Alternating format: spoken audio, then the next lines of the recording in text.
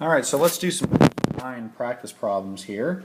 So this is on page 256 of the text, and I'm going to look at numbers 5, 6, and 7 with you. All right, so financial planning problems, page 256, chapter 9. Here's number 5.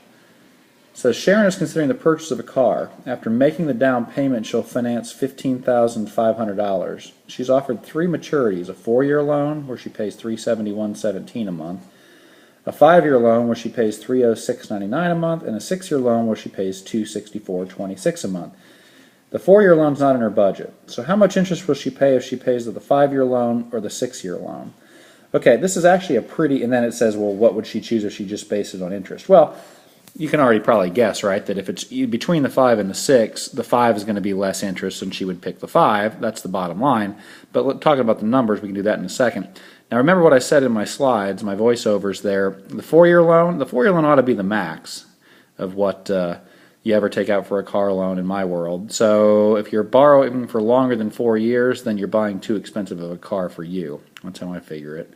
All right, but Sharon doesn't believe me, so she's going to go for the 5-year or the 6-year loan. We're talking about either the $306.99 or the $264.26.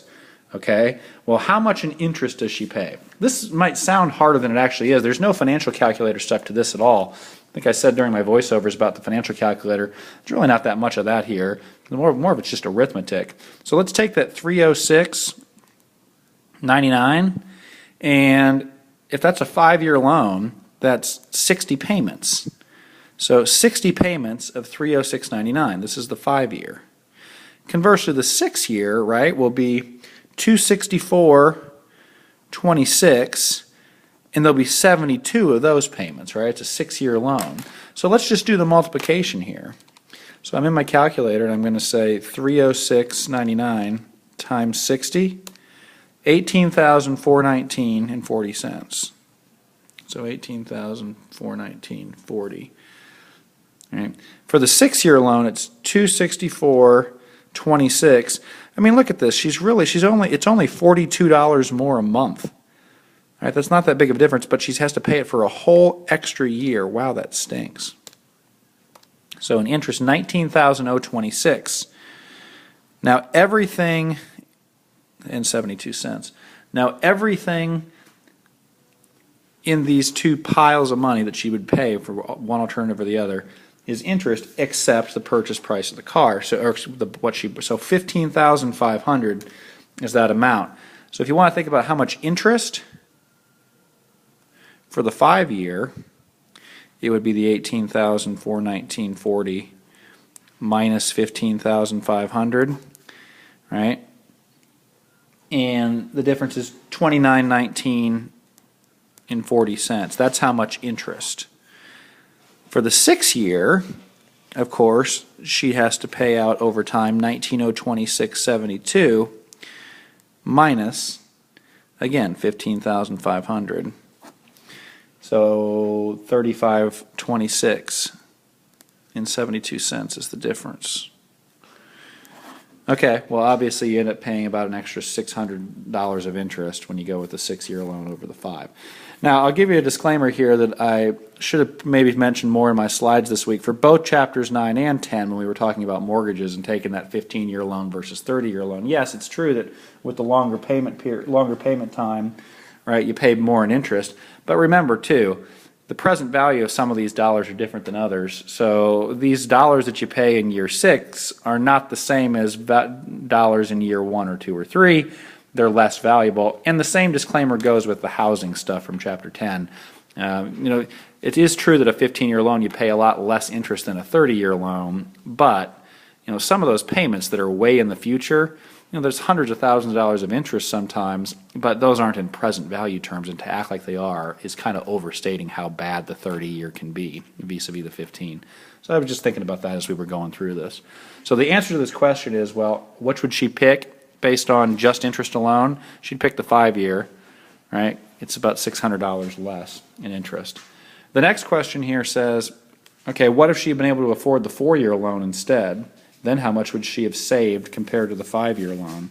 Well, okay, if we did the 4-year loan, so I'm talking about number 6 here, if you did the 4-year loan, the payment amount was $371 $2,000.17, okay? Well, times 48 of those payments, and as you can guess, this is going to be even less. So if I say 371.17 times 48, that's 17,816.16. So 17,816.16. Everything above the purchase price is then interest. So the interest on this one must have been 23.16 right? So you save about another $600 in interest if you go with the 4-year versus the 5-year, right? If I do the 4-year minus the 5-year, actually I guess I got to do it. I got to do it in reverse, right? I got to do the 5-year minus the 4-year. The difference is going to be what, $603.24. Right? And that's the answer. If you check your answers online, again, as always, solutions are posted. Check your answers with the financial planning problems. Make sure that you're getting them right. All right, let's try one more here on financing a car, number 7. All right, so this is Bill wants to purchase a new car for $45,000. That's pricey, very pricey. Bill has no savings, so he needs to finance the entire purchase amount. Boy, that's really dumb, right? So with no down payment, the interest rate on the loan is 13%. That's a very high, even for, especially this day and age, low rates are pretty good. That's a really high rate. And the maturity on the loan is 6 years. His monthly payments will be $903.33.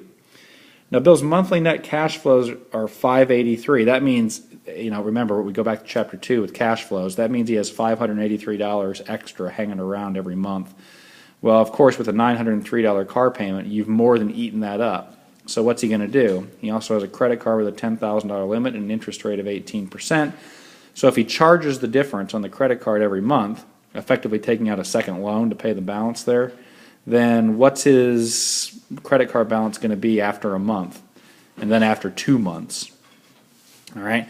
Well, first, let me run the numbers for you quick and show you where the 903.33 came from. It's been a while since we've done one of those, right? Let's go to finance on our calculator, time value money solver, right? And then let's talk about this loan for 6 years, which, as we say, is too long to take a car loan. It's too long. Shouldn't be buying cars that you have to pay for 6 years for. 72 months is 6 years, right? So the interest rate is 13%. That's also really high. So 13 divided by 12.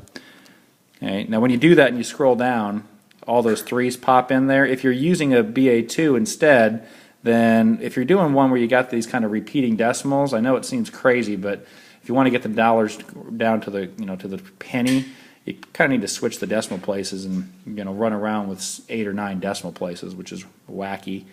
All right, here he borrowed $45,000. So now what does he owe each month? I hit alpha in this calculator, enter. And there's where the 903.33 came from. So that was quoted in the problem, but that's where it came from. You should be able to solve for that as well. All right, what happens when because he can't pay the whole 903.33? Well, all right, let's talk about that. So that means he has this much that he owes every month. He can address this much of it with net cash flows, overall cash. Now, again, that's understating the problem, right? Because the reality is now that's money he can't be putting into savings or investing for the future.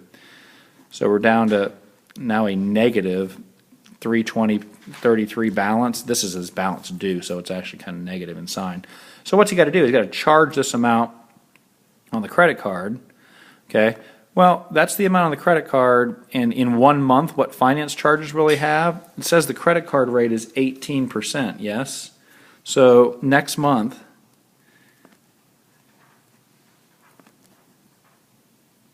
finance charges will be $320.33 times 18% interest, right? So 0.18 divided by 12. So it's 0.015. It's 1.5% effective APR interest in that month. So when I go to the calculator here and I hit 320.33 and I multiply by 0.015, That's the interest in a month, $4.80. Or $4.81, I get $4.80. What the heck? Okay. Not that bad, right? It doesn't feel all that horrible. But look what's going to start to happen very quickly next month. Because next, so let's just call it month 2 finance charges. Okay, now in month 2, he still owes the original $320 in 33, plus he owes the $4.80 in finance charges from the previous month, plus he owes another $320 in 33, remember, because he's got another monthly payment that he can't cover with his cash flows and thereby has to borrow with the credit card. So now you're up to this as a base, and then you got to multiply that again by the 18% divided by 12, the 1.5%. Okay? So if I add all these together now, 320, 33, if I have 2 of those, plus I add those finance charges from last time, I'm up to $645 and 46 cents. That's the amount that he cannot pay at this point, and you'll see where things start to unravel quickly. Because now when I multiply that by 0.18 divided by 12, or 0.015, I get $9.68 in finance charges, which is the right answer.